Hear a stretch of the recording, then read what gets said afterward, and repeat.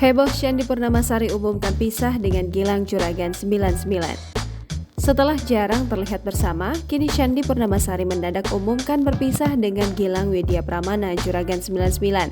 Sontak postingan Shandy Purnamasari membuat heboh para fans kaget dengan pernyataan tersebut. Diketahui jika sebelumnya sosok Shandy Purnamasari dan Gilang Widya sempat dipusingkan dengan masalah yang ada antara MS Glow dan PS Glow milik Putra Siregar. Namun kini, Shandy Purnamasari justru muncul dengan isyaratkan pisah dengan Gilang Widya Pramana Juragan 99 setelah mengungkapkan fakta jika keduanya kini memang telah jarang terlihat bersama.